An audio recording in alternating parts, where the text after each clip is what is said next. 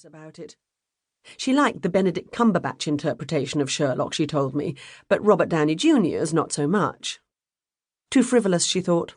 Didn't I agree? I agreed with everything. Absolutely everything. All the time she fussed over the shop cat, Moriarty. He wound himself around her legs. He purred, he preened. He allowed her to pick him up and stroke him.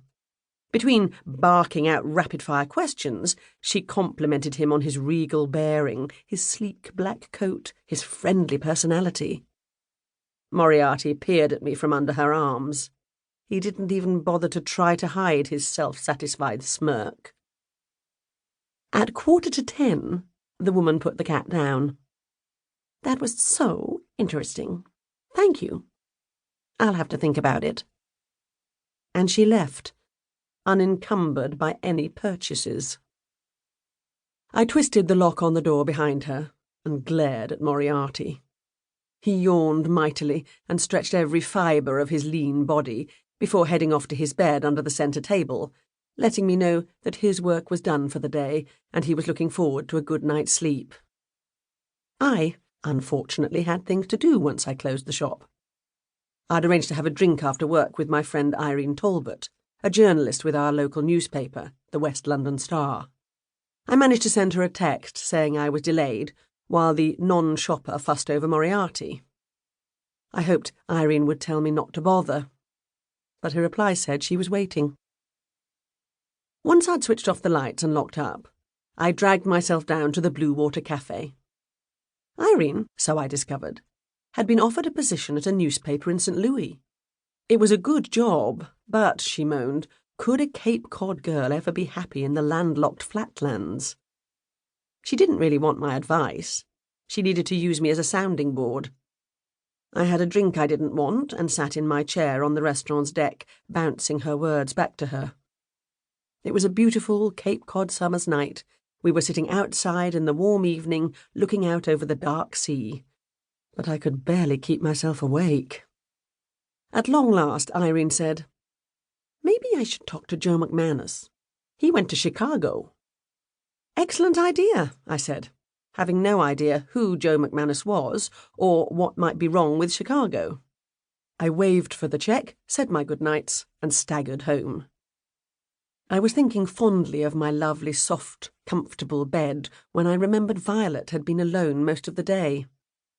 I live with my great-uncle Arthur, and Violet is technically his dog, but right now Arthur was cruising somewhere in the Mediterranean.